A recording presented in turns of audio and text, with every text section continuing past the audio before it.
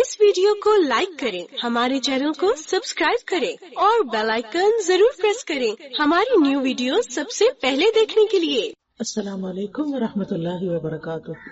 नहमदुहु व नुसल्ली अला रसूलिहिल करीम। अम्मा बाद फअऊज़ु बिल्लाहि मिनश शैतानिर रजीम। बिस्मिल्लाहिर रहमानिर रहीम। रब्बिश्रह ली सदरी व यस्सिर ली अमरी वहलुल उक़दतम मिन लिसानी यफ़क़हू क़ौली। कुरान मजीद की सूरत अल-अनाम में अल्लाह ताला फरमाते हैं, वहुवल्लज़ी यतवफ़्फ़ाकुम बिल्लैलि व यअलमु मा जरहतुम बिन्नहार थुम्मा यबअथुकुम फ़ीहि लियुक़दा अजलुम मुसम्मा थुम्मा इलैहि मर्जिउकुम थुम्मा युनब्बिउकुम बिमा कुन्तुम तअमलून। वहुवल क़ाहिरु फ़ौक़ इबादिही व युरसिलु अलैकुम हफ़ज़ा हत्ता इज़ा जाअ अहदकुमुल मौतु तवफ़्फ़तहु रुसुलुना वहुम ला युफ़र्रितून थुम्मा रुद्दू इलल्लाहि मौलाहुमुल हक़ अला लहुल हुक्मु व हुवा अस्रउल हासिबीन। और वही है जो रात को नींद में तुम्हारी रूह कब्ज़ कर लेता है, और वो जानता है जो तुम दिन के वक्त कमाई करते हो, फिर वो तुम्हें उस दिन में उठाता है ताकि वक्त मुकर्रर पूरा किया जाए, फिर उसी की तरफ तुम्हारा लौटना है, फिर वो तुम्हें बताएगा जो अमल तुम किया करते थे, और वो अपने बंदों पर गालिब है, और वही तुम पर निगहबान फरिश्ते भेजता है, यहाँ तक कि जब तुम में से किसी एक को मौत आती है तो हमारे भेजे हुए उसे फौत करते हैं, और वो कोई कोताही नहीं करते, फिर वो अल्लाह की तरफ लौटाए जाते हैं जो उनका हकीकी मौला है। खबरदार, उसी के लिए फैसला करने का इख्तियार है, और वो सबसे ज्यादा जल्द हिसाब लेने वाला है। इन आयात में आप देख रहे हैं कि अल्लाह सुब्हानहू तआला ने पहले हर इंसान के सोने और जागने का जिक्र किया है, फिर मरने और फिर मरकर जीने का जिक्र है।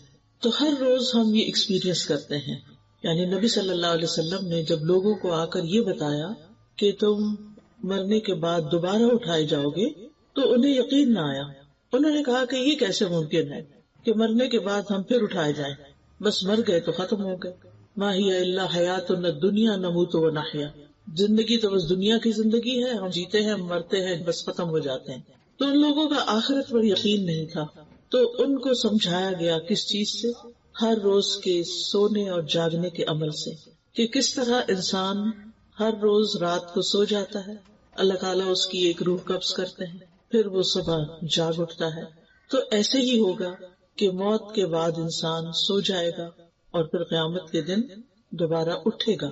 जैसे रोजाना सोने के बाद उठना कुछ मुश्किल काम नहीं, तो अल्लाह सुब्हानहू तआला के लिए मौत के बाद किसी को जिंदा करना, दोबारा जगाना, उठाना कुछ मुश्किल काम नहीं, और ये काम अल्लाह सुब्हानहू तआला के लिए बहुत आसान है।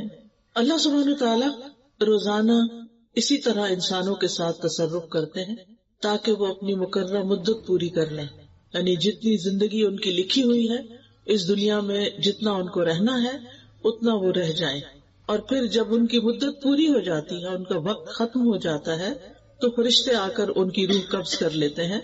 और फरिश्ते अल्लाह ताला का हुक्म मानने में कुछ भी देर नहीं करते, जरा लम्हे के लिए भी कोताही नहीं करते, और जिस वक्त जिसकी मौत लिखी होती है उस वक्त उसको दुनिया से ले जाते हैं, और फिर अल्लाह सुब्हानहू तआला ही की तरफ सबकी वापसी है।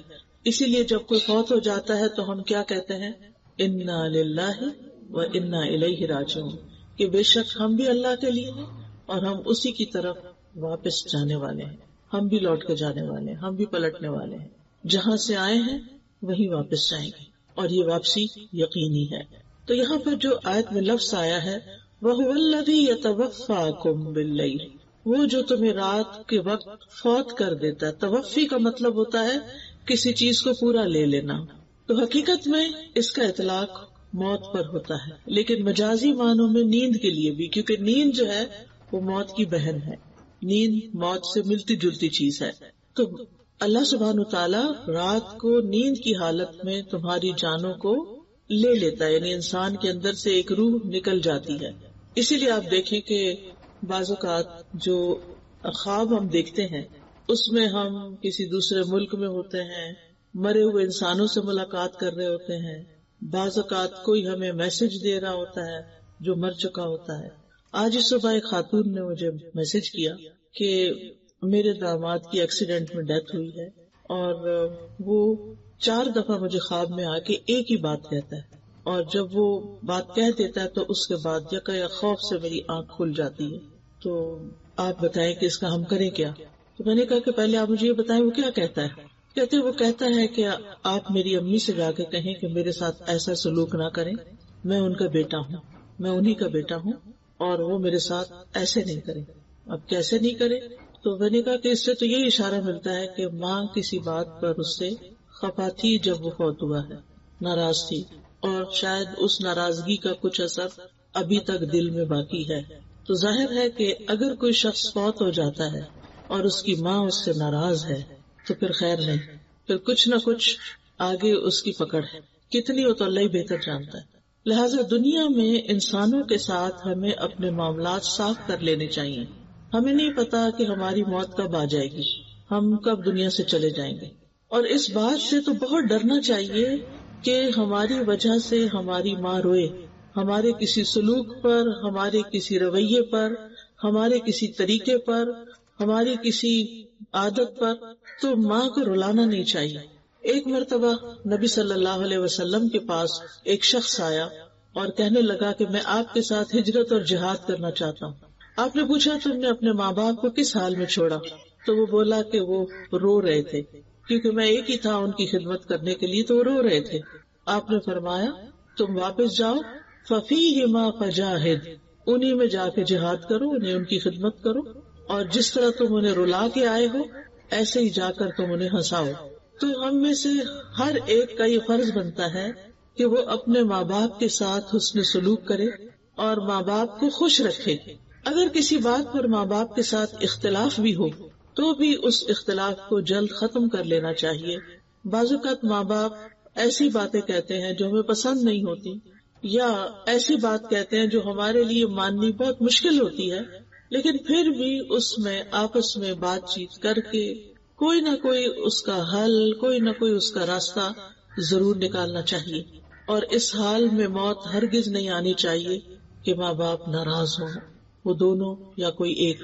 اور اگر ہم نے نادانی میں ایسا کچھ کر لیا ہے، ہم نے اپنی زندگی میں کوئی ایسے کام کیے کہ جس سے وہ خوش نہیں تھے اور وہ دنیا سے جا چکے ہیں، تو ان کے پیچھے ان کے لیے خوب خوب دعائیں کریں، ان کی بخشش کی دعائیں کریں، ان کی طرف سے صدقہ خیرات کریں، ان کے رشتہ داروں سے حسن سلوک کریں، کیونکہ والدین کے مرنے کے بعد جو ان سے حسن سلوک ہوتا ہے اس کا ایک حصہ یہ ہے کہ زندگی میں وہ جن لوگوں سے محبت کرتے تھے، جن لوگوں کا وہ خیال رکھتے تھے، ان کا خیال رکھا جائے، یعنی ان سے محبت کی جائے، ان کو پوچھا جائے. بعض اوقات تو اپنے بہن بھائیوں کو، رشتہ داروں کو جو مالی لحاظ سے کمزور ہے ان کی کچھ مال سے مدد کرتے تھے، اور اگر اللہ ہمیں توفیق دے تو اپنے والدین کی ان رشتہ داروں کی مالی مدد جاری رکھنی چاہیے. اسی طرح اگر وہ کسی خاص موقع پر کوئی صدقہ خیرات کرتے تھے تو وہ صدقہ خیرات ان کی طرف سے جاری رہنا چاہیے جب تک ہم زندہ ہیں. پھر ہمارے بعد ہماری اولاد تو جو بھی کرے گی، لیکن ہم اپنے والدین کی لیگیسی کو آگے لے کے بڑھنے والے ہوں.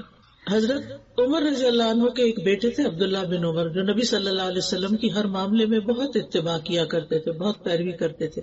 تو ایک بار وہ حج پہ جا رہے تھے. ان کا طریقہ یہ تھا کہ جب حج پہ جاتے تھے تو اونٹ کے ساتھ ساتھ اپنا گدھا بھی رکھتے تھے. آپ کو معلوم ہے کہ اونٹ کی سواری تھکا دینے والی ہوتی ہے، اور جب وہ اونٹ پر بیٹھے بیٹھے تھک جاتے تھے تو پھر گدھے کو سواری کے لیے استعمال کرتے تھے. اور راستے میں چونکہ مٹی گرد بہت ہوتی تھی تو وہ اپنے سر پہ پگڑی پہنتے تھے. اب وہ جا رہے تھے تو راستے میں ایک بدو ملا، تو اس سے ملاقات کی تو پتہ چلا کہ یہ حضرت عمر کے دوست کا بیٹا ہے. تو انہوں نے اپنا گدھا بھی اور اپنی پگڑی دونوں ان کو دے دی. تو حضرت عبداللہ بن عمر کے ساتھی کہنے لگے کہ آپ نے تو دونوں چیزیں اس کے حوالے کر دی، آپ کا سفر کیسے گزرے گا؟ تو کہنے لگے کہ یہ میرے والد عمر کے دوست کا بیٹا تھا، تو مجھے خیال آیا کہ میں اس کے ساتھ حسن سلوک کروں، کیونکہ اس کا باپ میرے باپ کا دوست تھا. تو ہمارا دین کہاں تک ہمیں خیر خواہی اور خیال رکھنے اور رشتوں کو نبھانے اور تعلقات کو نبھانے کا حکم دیتا ہے. اور یہ صحابہ کرام تھے جن کے دلوں میں دنیا کی محبت نہیں تھی، اپنے لیے کم ہی کچھ بچا کے رکھتے تھے، دینے والے تھے. اور عربوں کے دل تو ویسے بھی بڑے وسیع ہوتے ہیں، اور ایک قدرتی بھی ان کے اندر دینے کا مزاج پایا جاتا ہے. لیکن اسلام نے آ کر اس دینے کے مزاج کو اور خوبصورت بنا دیا اور اللہ کی خاطر کرنے والا بنا دیا، جس کا پھر اجر ہی اجر ہے۔ تو بات میں یہ کر رہی تھی کہ بعض اوقات نیند کے وقت انسان خواب میں ایسی ایسی جگہوں پر پہنچ جاتا ہے، حالانکہ فزیکلی وہ بستر پر ہوتا ہے، تو وہ دراصل اس کی روح ہوتی ہے، اور وہ روح سے ملاقات کر سکتی ہے، یعنی گھوم پھر کے، اور پچھلے فوت شدہ لوگوں سے یا زندہ لوگوں سے یا کچھ بھی۔ تو یہ اللہ تعالیٰ کا ایک ایسا نظام ہے، اللہ تعالیٰ کی قدرت کا ایک ایسا مظہر ہے جسے ہم سب ایکسپیرینس کرتے ہیں، اور اس سے پتہ چلتا ہے کہ اللہ سبحانہ تعالیٰ وہ کام کرتا ہے جو بندے نہیں کر سکتے۔ یعنی اللہ تعالیٰ اگر روح لے جائے اور واپس نہ کرے تو کوئی بندہ اس روح کو ڈال نہیں سکتا، اور اگر اللہ تعالیٰ کسی کو بچانا چاہے تو کوئی کسی کو مار نہیں سکتا، وہ اس کی حفاظت کے لیے کوئی بھی رستہ نکال دے گا۔ لہٰذا ہماری زندگیوں میں بہت سی ایسی چیزیں ہو جاتی ہیں جن کے بعد ایک سوالیہ نشان رہ جاتا ہے کہ ایسا کیوں ہوا۔ تو بات یہ ہے کہ یہ تقدیر کا ایک حصہ تھا، اللہ کا فیصلہ تھا جو پورا ہو گیا۔ اس کے پیچھے کیا حکمت تھی، کیا بہتری تھی، بعض اوقات ہمیں سمجھ میں نہیں آتا، لیکن اللہ سبحانہ وتعالی ہر چیز کا علم رکھتا ہے۔ قد احاط اللہ بکل شیء علما، اللہ تعالیٰ نے اپنے علم کے ساتھ ہر چیز کا احاطہ کر رکھا ہے، ماضی، حال، مستقبل سب جانتا ہے۔ کس انسان کے فائدے میں کیا چیز ہے اور نقصان میں کیا چیز ہے، کس کی موت جلدی آنی چاہیے اور کس کی موت تاخیر سے ہونی چاہیے، اس کا علم اللہ تعالیٰ کو زیادہ ہے۔ لہٰذا کبھی بھی انسان کو اللہ کے فیصلوں پر ناراض نہیں ہونا چاہیے، بلکہ اللہ تعالیٰ کے فیصلوں کو خوش دلی سے قبول کرنا چاہیے کہ رضیت باللہ ربا، میں اللہ کے رب ہونے پہ راضی ہوں، وہی پیدا کرتا ہے، وہی موت دیتا ہے، وہی رزق دیتا ہے، وہی امتحان لیتا ہے، سب کچھ اسی کے قبضہ قدرت میں ہے۔ پھر اس آیت میں فرمایا وَيَعْلَمُ مَا جَرَحْتُمْ بِالنَّهَارِ، اور وہ جانتا ہے جو تم دن میں مختلف کام کرتے رہتے ہو۔ جرح کا لفظی مطلب ہوتا ہے زندہ چیز کی جلد، اسکن جو ہوتی ہے، اور چمڑے کو کسی تیز دھار چیز کے ساتھ پاڑ دینا، جیسے چھری، تلوار، ناخن، کچلی والے دانت، ان کے ذریعے اسکن کو کاٹنا جرح کہلاتا ہے۔ اسی لیے زخم کے لیے لفظ جرح استعمال ہوتا ہے، اور زخمی کو مجروح کہتے ہیں۔ اردو میں بھی یہ لفظ استعمال ہوتا ہے، مجروح۔ تو یہاں مراد اس سے ما جرحتم کا مطلب یہ نہیں کہ جو تم چیرتے پاڑتے ہو، بلکہ مطلب یہ ہے کہ جو کام تم اپنے ہاتھ سے یا زبان سے کرتے جاتے ہو۔ یعنی بعض اوقات انسان کے ہاتھ بھی دوسروں کو تکلیف دیتے ہیں، اور بعض اوقات زبان تو مجروح، زخمی کر ہی دیتی ہے دوسروں کو۔ یعنی جس قسم کے بھی تم کام کرتے ہو وہ سارے اللہ کے علم میں ہیں۔ ثم یبعثکم فیہ لیقضی اجل مسمی، پھر وہ تمہیں نیند کی حالت میں فوت کرنے کے بعد دن میں اس نیند سے جگا دیتا ہے، تاکہ ہر شخص اپنی وہ عمر پوری کر لے جو اللہ کے علم میں اس کے لیے مقرر کی گئی ہے، اس دنیا میں اس کے لیے مقدر کی گئی ہے۔ تو اللہ سبحانہ وتعالیٰ نے انسانوں کی تقدیر زمین آسمان کی پیدائش سے بھی 50,000 سال پہلے لکھی۔ یہ اس کا علم تھا کہ وہ کیا پیدا کرنے والا ہے، اس کو پہلے سے پتا تھا، اور وہ پیدا ہونے کے بعد کیا کرے گا، یعنی کون سی چیز کیسی ہوگی، یہ بھی اس کے علم میں تھا۔ ایک پتا بھی گرتا ہے تو وہ اللہ کے علم میں ہوتا ہے۔ تو بعض اوقات میں جب کسی درخت کو دیکھتی ہوں تو حیران ہو جاتی ہوں کہ اس کے پتوں کا ہم احاطہ نہیں کر سکتے صرف ایک درخت کے۔ یعنی کچھ درخت اتنے گھنے ہوتے ہیں جیسے بیری کا درخت ہے یا اور بھی کئی درخت ہوتے ہیں، ٹالی وغیرہ ہوتی ہے، کہ اگر ہم ان کو گننا چاہیں نا تو ہمارے دل لگ جائیں یعنی ان کو، اور پھر بھی شاید غلطی کر جائیں، اور یہ سارے جھڑتے ہیں اور پھر زمین میں گل مل جاتے ہیں، پھر نئے پتے آ جاتے ہیں، تو سال تک یہی کچھ ہوتا رہا۔ یہ سب کچھ اللہ کو پہلے سے پتا تھا کہ یہ درخت فلاں جگہ لگے گا اور اس پر ہر سال اتنے پتے آئیں گے، اس درخت کی عمر اتنے سال۔ ہمیں نہیں پتا ہوتا کب یہ درخت جل جائے، ختم ہو جائے، لیکن اللہ کو پتا ہے۔ ایسے ہی انسانوں کے بارے میں ہمیں نہیں پتا ہوتا کب کس دن کس کی موت کا وقت لکھا ہے اور وہ آ جائے، لیکن اللہ کو پتا ہوتا ہے۔ تو یہ اللہ تعالیٰ کا علم ہے، اور یہاں سے یہ بات بھی پتہ چلتی ہے کہ موت کا وقت مقرر ہے، وہ آگے پیچھے نہیں کیا جا سکتا۔ ہاں یہ ضرور ہو سکتا ہے کہ کچھ اعمال جو ہیں انسان کی زندگی میں برکت پیدا کرتے ہیں، اور تھوڑے وقت میں انسان بہت کچھ کر کے چلا جاتا ہے اس دنیا سے، لیکن یہ بات یاد رکھنی چاہیے۔ نمبر 1 یہ کہ ہم یہاں ہمیشہ رہ نہیں سکتے، اس دنیا میں ہمیں یہاں سے جانا ہی جانا ہے۔ یعنی ہم میں سے ہر ایک پر موت آنی ہے. اور دوسری بات یہ ہے کہ موت کے بعد اللہ کے پاس جانا ہے، اللہ کو منہ دکھانا ہے. ثم الیہ مرجعکم، یعنی تمہارا اس دنیا میں اپنی زندگی کے پورا ہو جانے کے بعد اکیلے اللہ کی طرف لوٹ جانا ہے. ٹھیک ہے، لوٹ جانا ہے، پھر کیا ہوگا؟ ثم ینبئکم، پھر وہ تمہیں بتائے گا بما کنتم تعملون، جو کچھ تم کرتے رہے. ہم میں سے ہر ایک کو سوچنا چاہیے وہ کیا کر رہا ہے اپنی زندگی کے ساتھ. کیا وہ جو کچھ کر رہا ہے وہ اللہ تعالیٰ کی پسند کے مطابق ہے یا اللہ تعالیٰ کی ناراضگی کے مطابق؟ ہم بعض اوقات بڑے اچھے اچھے کام کر رہے ہوتے ہیں، لیکن اس سے ہمارے دل میں کبھی بھی یہ خیال نہیں آیا کہ یہ ہم اللہ کو خوش کرنے کے لیے کر رہے ہیں. ہم کر رہے ہیں کیونکہ ہمیں اچھے لگتے ہیں وہ کام، ہمارے دل کو اچھے لگتے ہیں، ہمارے نفس کے مطابق ہوتے ہیں، ہمارا پیشن ہوتے ہیں، وہ اس لیے ہم کر رہے ہوتے ہیں. لیکن ہم میں سے ہر ایک کو سوچنا چاہیے کہ جو کچھ بھی وہ کر رہا ہے وہ کس کے لیے کر رہا ہے اور اس کا بدلہ وہ کس سے چاہتا ہے. ثم ینبئکم بما کنتم تعملون.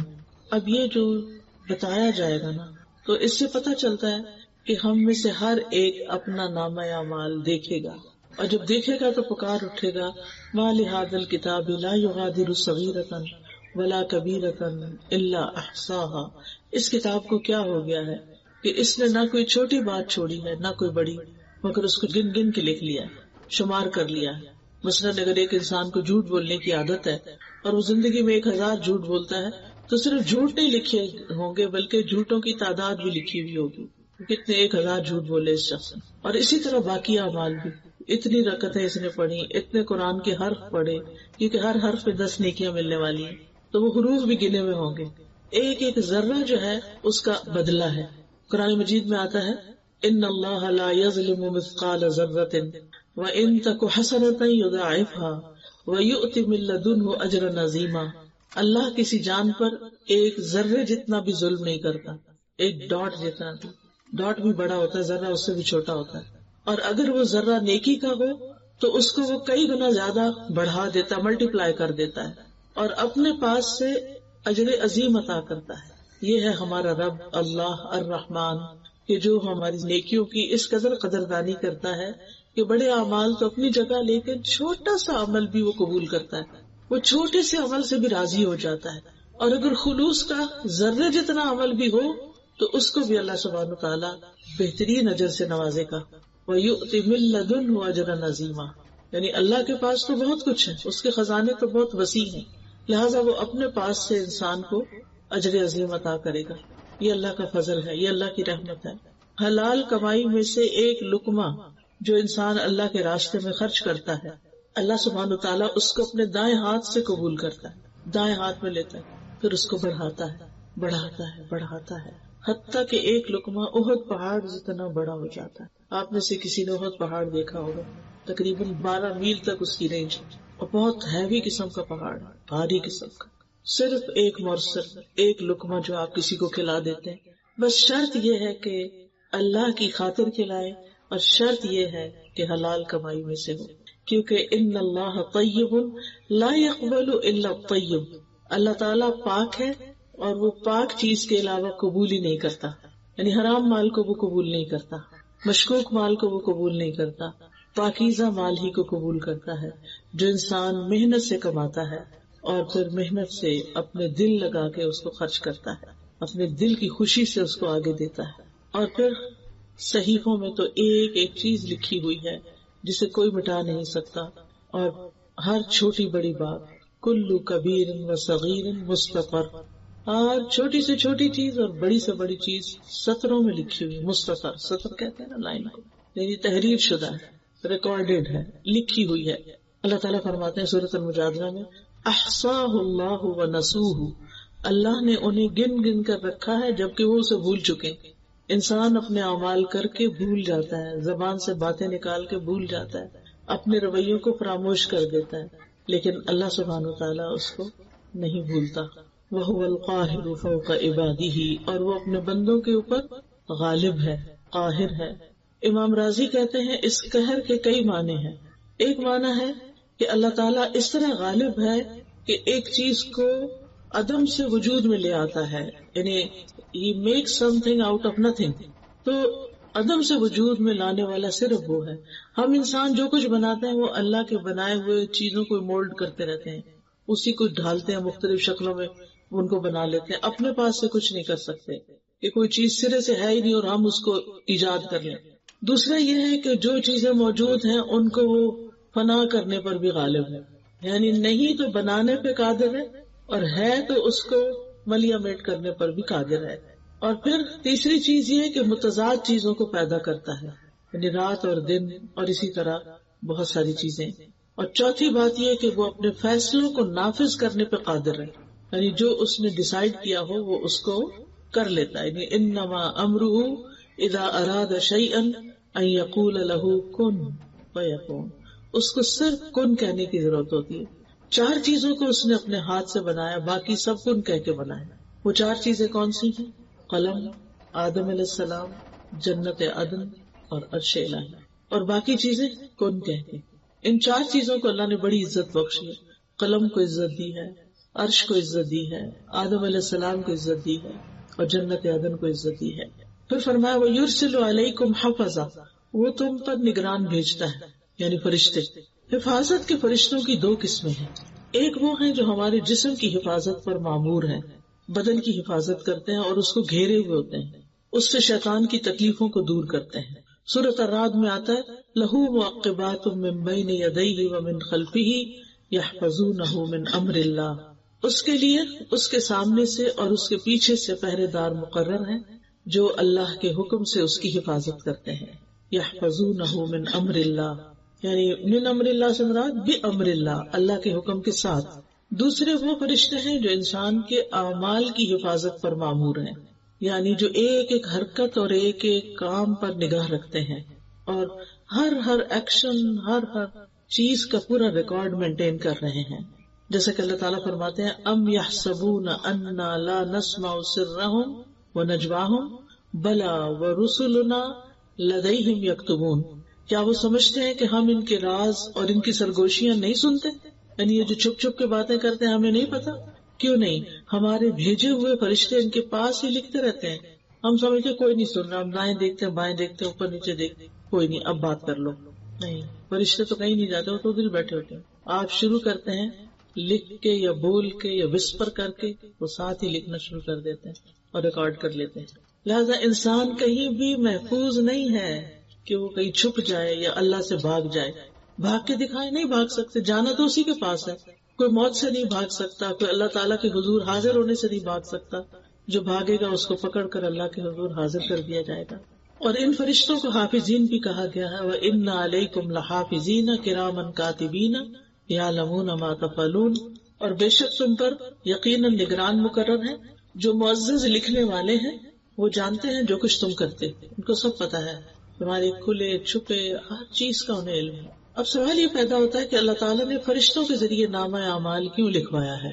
یعنی اللہ تعالیٰ کو اگر خود ہی پتا ہے تو پھر فرشتوں سے کیوں لکھوایا ہے؟ اس میں بندوں کے لیے شفقت اور نرمی ہے, کیونکہ جب ان کو پتا ہوگا کہ اللہ تعالیٰ خود نگرانی کر رہا ہے, اور پھر یہ کہ فرشتے بھی لکھ رہے ہیں اور ان کا نامہ اعمال تیار کر رہے ہیں, اور یہ نامہ اعمال قیامت کے دن سب لوگوں کے سامنے انہیں پیش کیا جائے گا, یا دائیں ہاتھ میں دیا جائے گا یا بائیں ہاتھ میں دیا جائے گا, تو یہ اللہ تعالیٰ کی مہربانی ہے کہ پہلے سے بتا دیا گیا ہے, اور اس طرح وہ اپنے اس نامہ اعمال کی حفاظت کرتے ہیں کہ یہ سب کے سامنے آ جائے گا. تو اس کی بہت سخت شرمندگی ہوگی, تو مجھے اپنے ظاہر اور باطن کو ایک کر لینا چاہیے. یہ نہیں کہ میرے 2 روپ ہوں, ڈبل فیس ہو, میں لوگوں کے سامنے کچھ ہوں, میں تنہائی میں کچھ ہوں, میں اپنوں میں کچھ اور ہوں اور کسی اور کے سامنے اور ہوں, اپنے گھر میں کچھ اور ہوں اور باہر کچھ اور ہوں. نہیں, انسان ہی رہے اور لوگوں سے زیادہ اپنے رب سے ڈرنے والا ہو. پھر فرمایا حتی اذا جاء احدکم الموت توفته رسلنا, یہاں تک کہ جب ان میں سے کسی کی موت کا وقت آ جاتا ہے تو ہمارے فرشتے جو اس سلسلے میں مقرر ہیں وہ اس کو پورا لے لیتے ہیں. یعنی یہ جو کراون کاتبین ہیں یہ زندگی کی مدت ختم ہونے تک بس حفاظت کرتے ہیں, اور جب مدت ختم ہو جاتی ہے تو دوسرے فرشتے آ جاتے ہیں, ڈیوٹی چینج ہو جاتی ہے, یہ فرشتے چلے جاتے ہیں ہمیشہ کے لیے واپس, اور وہ فرشتے آتے ہیں جنہیں انسان کو فوت کرنے کا کام دیا گیا, وہ فوراً حاضر ہو جاتے ہیں, اور ان کا سردار ملک الموت کہلاتا ہے. جب موت کا وقت آتا ہے تو فرشتے دور تک حد نگاہ نظر آنے لگتے ہیں انسان. آپ نے دیکھا ہوگا کہ کئی مریض یہ بھی کہتے ہیں کہ بہت لوگ آ گئے ہیں، جگہ بناؤ، کھڑکی کھول دو، دروازہ کھول دو، پیچھے ہٹ جاؤ، جگہ بناؤ. یہ اکثر سننے کو ملتا ہے، یعنی مرنے والا اس طرح کی باتیں کر رہا ہوتا ہے. تو مومن کی روح جب فرشتے لینے آتے ہیں تو حد نگاہ تک فرشتے، اور وہ نورانی چہروں والے ہوتے ہیں، خوبصورت فرشتے ہوتے ہیں، جس کی وجہ سے میت کو ایک اطمینان ہو جاتا ہے. پھر ملک الموت آتے ہیں اور وہ فرشتوں کے سردار ہیں جو موت کا کام کرتے ہیں، اور وہ اس کے سرہانے کے پاس بیٹھ جاتے ہیں اور کہتے ہیں یا ایتھا النفس المطمئنہ ارجعی الی ربک راضیۃ مرضیہ فادخلی فی عبادی وادخلی جنتی ایھا الروح الطیب اخرجی من جسد طیب. اے پاک روح، پاکیزہ جسم سے باہر آ جاؤ. اور وہ روح ان کے کہنے پر ایسے باہر آ جاتی ہے جیسے پانی کا قطرہ کسی بوتل میں سے باہر نکل جائے آسانی کے ساتھ، کیونکہ اس کو رب کی ملاقات کی بشارت مل چکی ہوتی ہے کہ رب راضی ہے تم سے. تو وہ خوش ہو جاتی ہے کہ اب آگے مشکل نہیں ہے، اب جانا چاہیے. پھر اس کو دنیا سے زیادہ آخرت کی محبت لگ جاتی ہے. تو ایسے بندے سے اللہ تعالیٰ بھی ملنا چاہتا ہے جو اللہ کی ملاقات کی خواہش رکھتا ہو. ابن عباس کہتے ہیں کہ بہت سے فرشتے ملک الموت کے معاون ہیں، لہٰذا جو ہی روح نکلتی ہے تو ملک الموت روح نکال کے لے کے فوراً فرشتوں کے حوالے کر دیتے ہیں. پھر وہ جو نیک شخص ہوتا ہے اس کے لیے جنت سے کفن آتا ہے، روح کے لیے الگ کفن ہوتا ہے، اور جنت کی خوشبو حنوت بھی لاتے ہیں. اس کا نام حنوت ہے، حانون باء. تو وہ اس خوشبودار کفن میں اس کی روح لپیٹتے ہیں اور اس کو لے جاتے ہیں فوراً. یعنی فرشتے اس کو لے کے آگے چل پڑتے، آسمانوں کی طرف جاتے ہیں. جہاں جہاں سے فرشتے گزرتے ہیں اس روح کو لے کر، تو فرشتوں کا کوئی بھی گروہ جو راستے میں نظر آتا ہے وہ پوچھتا ہے کہ یہ کون پاکیزہ روح ہے. یعنی اس کی خوشبو کی وجہ سے اور اس کے احترام کی وجہ سے تو پتہ چلتا ہے کہ یہ تو فلاں، جو دنیا میں اس کا سب سے اچھا نام تھا، عزت سے جس نام سے اس کو بلایا جاتا تھا اس نام کے ساتھ بتایا جاتا ہے کہ فلاں کی روح جا رہی.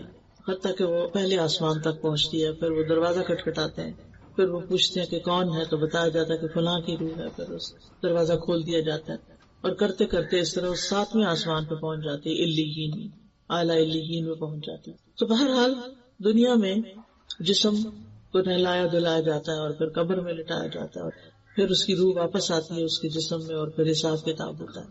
وَهُمْ لَا يُفَرِّطُونَ، اور وہ روح نکالنے میں کوئی کمی نہیں کرتے، یعنی وقت مقرر سے پہلے نہیں جاتے اور موت کا وقت پورا ہونے کے بعد تاخیر نہیں کرتے. یعنی اپنی ڈیوٹی پرفیکٹلی انجام دیتے ہیں، کوئی کوتاہی نہیں کرتے، نہ پہلے جاتے ہیں نہ لیٹ جاتے ہیں، عین ٹائم پر. اور پھر یہ بھی معنی کیا گیا ہے کہ روح کو اس کے مقام تک پہنچانے میں کوئی کمی نہیں کرتے. اگر وہ اعلیٰ علیین سے تعلق رکھتا ہے تو وہاں لے جاتے ہیں اس کو، اور اگر کوئی برا انسان ہے، بدکار انسان ہے، تو اس کو سجین میں بھی لے جاتے ہیں، کیونکہ آسمان کے دروازے ایسے لوگوں کے لیے کھلتے ہی نہیں اور ان کو پٹخا مارا جاتا ہے اور سجین میں ان کی روح جاتی ہے. اور سجین ایک قید خانہ ہے. سجین کے بارے میں عام طور پر لوگوں کے اندر غلط فہمی پائی جاتی ہے. اس میں ہم دیکھتے ہیں کہ علماء جو ہیں سجین کے 2 معنی کرتے ہیں. ایک تو وہ جو قرآن مجید میں آتا ہے کلا ان کتاب الابرار لفی علیین، اور پھر اسی طرح لفی سجین جو برے لوگوں کا نام اعمال ہے. اس کا معنی کیا ہے کہ فجار کے برعکس نیک لوگوں کی کتاب یا نامہ اعمال جو ہے وہ علیین میں رکھا جاتا ہے. قال الاعمش عن شمر بن عطیہ عن ہلال بن یساف قال سأل ابن عباس کعبا، ابن عباس نے کعب رضی اللہ عنہ سے سوال کیا، وانا حاضر، اور میں اس وقت وہاں خود موجود تھا، ان سجین، سجین کے بارے میں. قال ہی الارض السابعۃ، کہ یہ 7ویں زمین ہے، وفیہا ارواح الکفار، اور اس میں کفار کی روحیں ہوتی ہیں. وسألہ عن علیین، اور ان سے علیین کے بارے میں بھی پوچھا. فقال ہی السماء السابعۃ، تو انہوں نے کہا کہ یہ 7واں آسمان ہے. وفیہا ارواح المؤمنین، اور اس میں مومنوں کی روحیں ہیں. وہکذا قال غیر واحد ان السماء السابعۃ، کہ وہ 7ویں آسمان میں ہے. یعنی علیین کہاں ہے؟ 7ویں آسمان میں. اور وہاں علیین ایک طرح سے سمجھو جنت ہی ہے.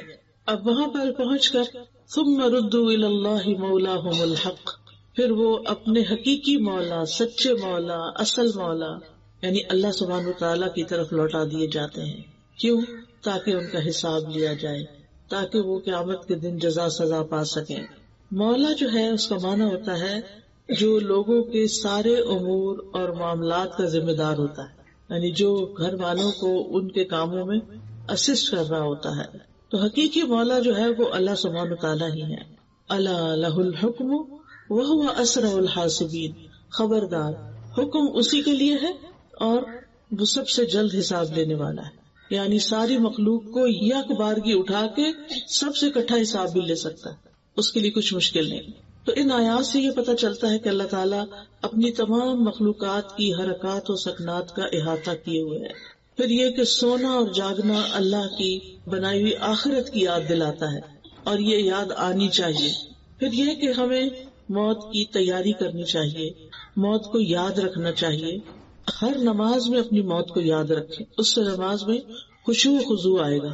پھر موت کی حقیقت پہچاننے کے لیے دوسری مصیبتیں ہلکی ہو جاتی ہیں، اور کسی کی موت کی خبر سن کے اپنی موت کے بارے میں ضرور سوچیں. یہ نہ سوچیں کہ ہمارا تو اس سے تعلق کوئی نہیں، وہ تو دوسرا خاندان ہے اور اس کو کووڈ-19 کی ویکسین سوٹ نہیں کی، لہٰذا اس پر تو یہ مسئلہ ہو گیا اور ایسا فوت ہو گیا، تو ہماری تو ابھی نہیں باری. نہیں، کسی کو نہیں پتا کون لائن کے کس نمبر پر ہے. اور پھر یہ ہے کہ موت کو ناپسند نہیں کرنا چاہیے بلکہ اچھے کام کرنا چاہیے، تاکہ موت کے وقت جو ہماری زندگی ہے وہ خوبصورت ہو. کیونکہ ہر ایک نے مرنا ہے، موت کا فرشتہ بھی مقرر ہے، موت سے فرار ممکن نہیں، موت سے کوئی بھی بچنے والا نہیں. یعنی کوئی یہ نہیں کہہ سکتا کہ میں بچ جاؤں گا، بلا میں نے دوائی ایجاد کر لی اور وہ کھا لوں گا اور کبھی موت نہیں آئے گی مجھ پر، ایسا نہیں ہو سکتا. پھر یہ کہ موت کا وقت اور جگہ بھی مقرر ہے. پھر یہ بھی یاد رکھنا چاہیے کہ موت کی سختیاں بھی ہیں. کلا اذا بلغت التراقی وقیل من راق وظن انہ الفراق والتفت الساق بالساق. ہرگز نہیں وہ وقت یاد کرو جب جان ہنسلیوں تک پہنچ جائے گی اور کہا جائے گا ہے کوئی دم کرنے والا، دم جھاڑ کرنے والا، اور وہ یقین کر لے گا کہ یقیناً جدائی کا وقت آ گیا ہے. پنڈلی پنڈلی کے ساتھ لپٹ جائے گی، اس دن تیرے رب ہی کی طرف روانگی کا وقت ہے. انبیاء علیہ السلام کو بھی موت کی شدت محسوس ہوئی تھی. اب یہ ہے کہ اگر کوئی اپنے قریبی لوگوں میں سے فوت ہو جائے تو کیا کرنا چاہیے؟ خبر سنتے ہی پہلے الفاظ انا للہ و انا الیہ راجعون پڑھنے چاہیے. پھر اس شخص کے لیے دعا کرنی چاہیے، لواحقین کے لیے دعا کرنی چاہیے. زبان سے رب کو راضی کرنے والے کلمات ہی کہنے چاہیے، یعنی ایسی باتیں نہیں کرنی چاہیے کہ جس سے اللہ تعالیٰ ناراض ہو. اللہ کی ناراضگی کے جملے نہیں بولتے. اللہ سبحانہ تعالیٰ کی تعریف کرنی چاہیے، صبر کرنا چاہیے. حدیث میں آتا ہے کہ صدمے کی پہلی چوٹ پر صبر کرنا، یعنی اصل صبر کیا ہے؟ جب چوٹ لگے تو اس وقت صبر کرے انسان. یہ نہیں کہ پہلے رونا دھونا مچا لے، چیخ چلا لے، پھر بعد میں کہ میں نے اب صبر کر لیا. وہ تو سب کو ہی آ جاتا ہے. یہ یاد رکھنا چاہیے کہ صبر کرنے سے اجر مل جائے گا. انما یوفی الصابرون اجرہم بغیر حساب. اور بے صبری کرنے سے کچھ بھی نہیں ملے گا، بلکہ اگر بے صبری میں اللہ تعالیٰ کی ناراضگی کے کلمات منہ سے نکل گئے تو الٹا شامت آ جائے گی. پھر یہ کہ ایک دوسرے کو صبر کی تلقین کرنی چاہیے.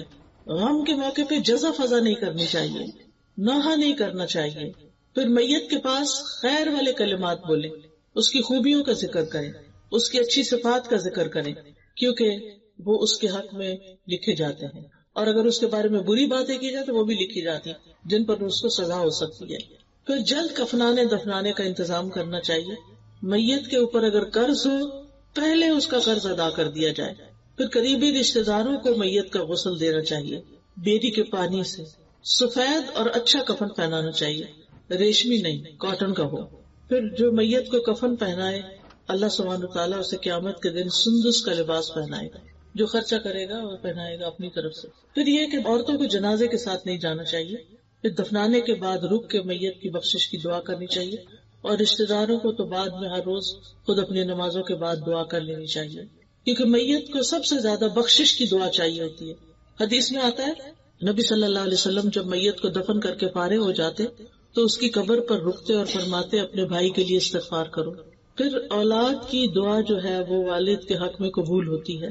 اولاد کی دعا میت کی یعنی اپنے والدین کی درجات کی بلندی کا باعث بھی ہوتی ہے. 3 اعمال کے علاوہ باقی اعمال کے سلسلے ختم ہو جاتے ہیں. صدقہ جاریہ، یا وہ علم جس سے نفع اٹھایا جا رہا ہے، یا وہ نیک اولاد جو اس کے لیے پیچھے سے دعائیں کرے. بس پھر خیر کا کوئی کام بھی اس کی طرف سے کیا جائے گا تو اس کو ثواب ملے گا انشاءاللہ. پھر میت کی طرف سے صدقہ بھی کرنا چاہیے. اس میں حضرت عائشہ سے روایت ہے کہ ایک آدمی نے پوچھا کہ میری ماں صدقہ کرنا بہت پسند کرتی تھی، اگر میں اس کی طرف سے کروں تو کیا مجھے فائدہ ہوگا؟ تو آپ نے فرمایا ہاں. ابن عباس کہتے ہیں کہ سعد بن عبادہ کی والدہ ان کی غیر موجودگی میں فوت ہوگی. انہوں نے عرض کیا اللہ کے رسول صلی اللہ علیہ وسلم میری والدہ فوت ہو گئی اور میں موجود نہیں تھا، کیا ان کی طرف سے میرا صدقہ کرنا ان کو فائدہ دے گا؟ آپ نے فرمایا ہاں. تو سعد نے کہا میں آپ کو گواہ بناتا ہوں کہ میرا پھلدار باغ ان کی طرف سے صدقہ ہے. پھر میت کے چھٹے ہوئے روزے رکھنے چاہیے جو ان کے وارثین وغیرہ ہوں. پھر میت کی طرف سے ہو ممکن تو حج بھی کیا جائے. اور پھر یہ کہ دعا میں اللہ تعالیٰ نے بہت فائدہ رکھا ہے، دعائیں خوب کرنی